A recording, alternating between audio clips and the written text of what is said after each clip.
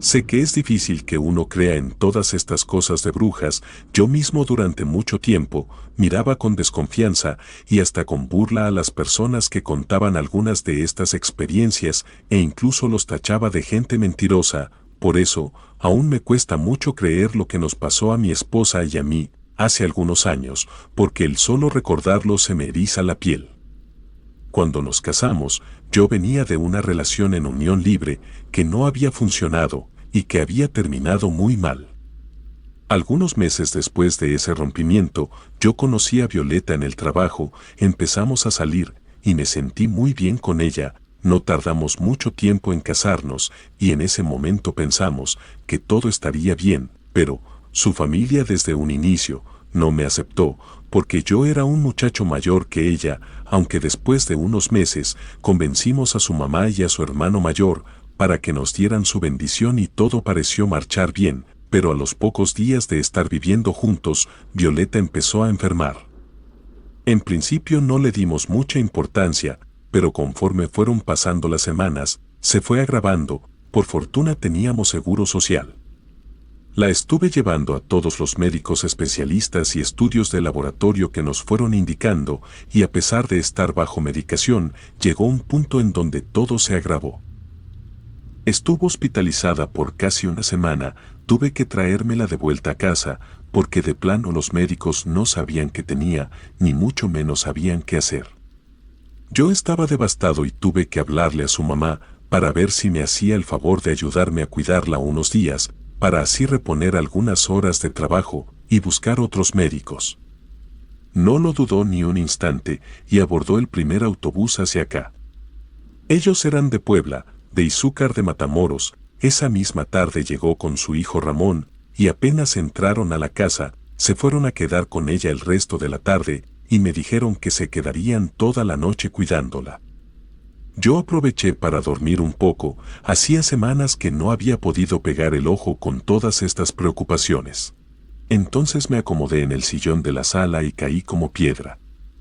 Ya pasada las 2 de la mañana, los gritos de desesperación de mi cuñado llamándome, me despertaron, me levanté rápidamente y corrí hacia nuestra recámara. Mi suegra y Ramón trataban de sujetar a mi esposa que se agitaba sobre la cama como si tuviera una convulsión o un ataque epiléptico.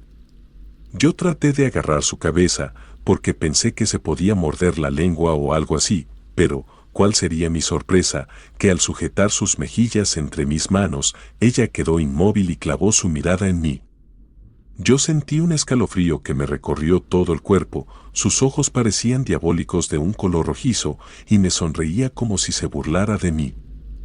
Fue entonces que escuché una escalofriante voz enronquecida que me decía que me largara, que Violeta ya no estaba ahí. Yo me quedé paralizado, no entendía qué estaba pasando, incluso pensé que lo estaba imaginando o que estaba soñando, pero al voltear a ver a mi suegra y a mi cuñado, sus rostros estaban aterrorizados. Entonces sentí como mi esposa comenzó a morderme la mano, alé el brazo para zafarme, y ella empezó a forcejear con más fuerza y de manera más violenta. Le dio un manotazo a mi suegra con tal furia, que la lanzó fuera de la cama. Entonces yo agarré su brazo con mis 2 manos, presionándola contra la cama, pero parecía tener una fuerza sobrehumana, aquí apenas podía sujetarla. Mi cuñado Ramón me miraba desconcertado, yo no sabía qué hacer, estábamos desesperados. Entonces, mi suegra se levantó como pudo, con el rostro ensangrentado, corrió a su maleta y sacó una medallita y un rosario, se paró al lado de Ramón y empezó a rezar un Padre Nuestro, mientras intentaba poner la medallita sobre la frente de mi esposa, pero fue imposible. Entonces, con una de sus manos sujetó la cabeza de Violeta y con la otra sostuvo la medalla y el rosario encima de su rostro, sin dejar de rezar.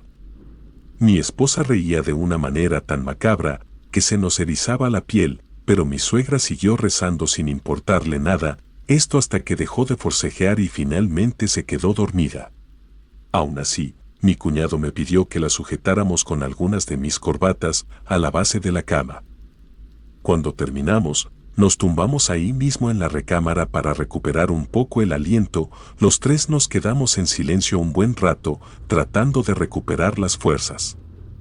Ya empezaba a aclarar. Fue entonces cuando mi suegra habló. Me dijo que a su hija le estaban haciendo brujería con toda la intención de dañarla, que necesitábamos llevarla a su pueblo con una bruja curandera para que le ayudara.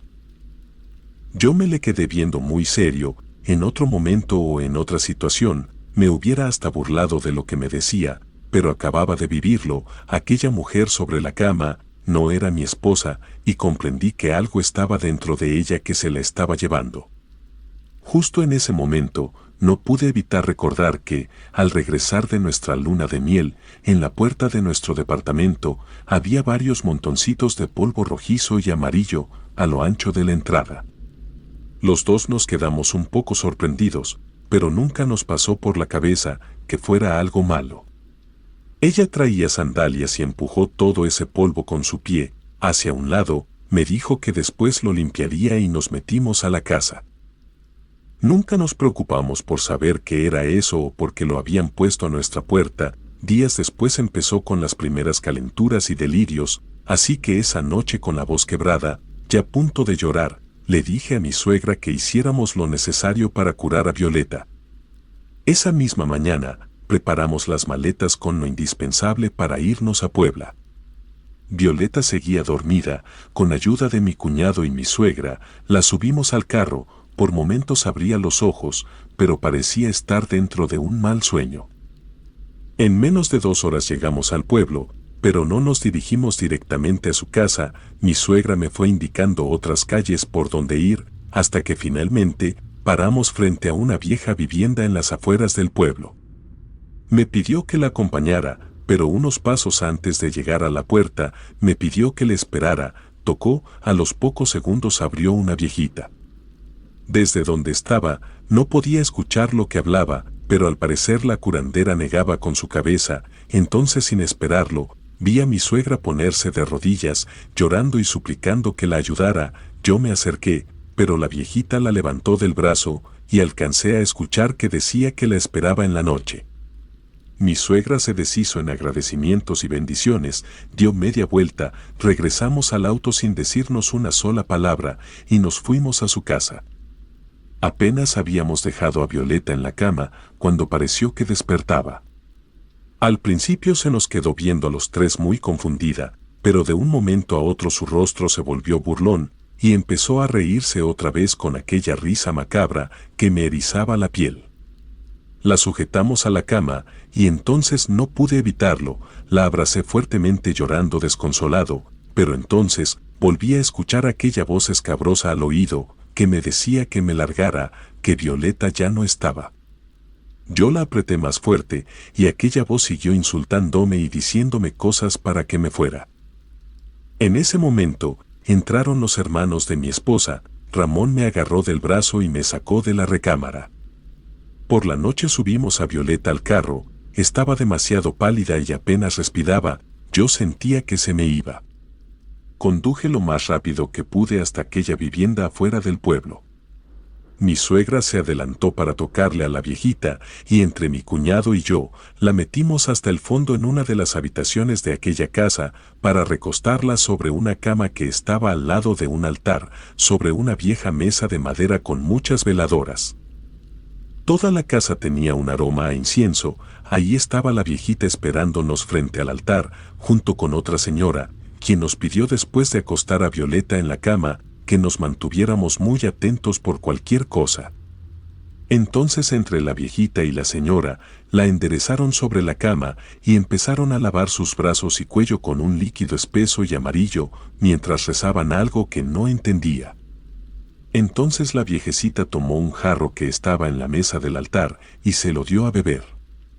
Casi al instante, Violeta abrió los ojos y, sin esperarlo, aventó a las dos de un manotazo. Ramón y yo nos abalanzamos sobre ella para tratar de sujetarla. La viejita se levantó muy rápido, a pesar de haber caído muy duro, sujetó con una sola de sus manos la cabeza de Violeta y empezó a hablarle en un lenguaje raro. La otra señora se unió a sus rezos, mientras presionaba una medalla sobre su pecho. Fueron unos minutos muy angustiantes, entonces Violeta se desplomó sobre la cama y empezó a convulsionar durante unos segundos, después se quedó completamente inmóvil. En ese momento la señora nos pidió que saliéramos de la habitación, ya que ellas continuarían solas con la curación. Ramón y mi suegra me tuvieron que sacar casi a rastras, y ahí tras la puerta estuvimos escuchando la risa macabra y aquella voz escabrosa hasta el amanecer. Parecía que no terminaría esa noche, hasta que finalmente se abrió la puerta. Yo corrí hacia Violeta, estaba acostada con los ojos abiertos, pero ya no tenía esa mirada que causaba miedo, y su voz era su tono normal. Cuando preguntó en dónde estaba, mi suegra y Ramón también corrieron a abrazarla. Yo no podía creerlo, en verdad pensé que la perdería. En ese momento escuché que Violeta me preguntaba por qué lloraba. Yo no supe qué responderle. Pasamos unos días más en el pueblo con su familia. Ella no recordaba casi nada, solo las primeras semanas en que empezó a estar enferma y que se sentía como atrapada en una pesadilla. La curandera nos dijo que la brujería no había sido propiamente para ella y que tuviéramos mucho cuidado. Regresamos a la casa 2 semanas después de la curación, aunque nos prometimos no volver a hablar de esto, y a pesar de que han pasado algunos años desde aquella horrible experiencia, hay ocasiones que aún tengo pesadillas aterradoras de ella postrada en la cama y me despierto con el terror de que puedan volver a hacernos daño. Seguidores de Sector Siniestro, quiero enviarles un gran saludo y agradecerles por todo el apoyo que le han brindado a este canal. Ya somos más de 1000 suscriptores y nuestra próxima meta es llegar a los primeros 2000, con su ayuda lo lograremos.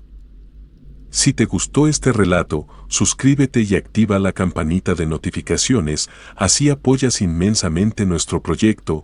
Gracias por escuchar nuestros relatos. Relato escrito y adaptado por Luis Martínez.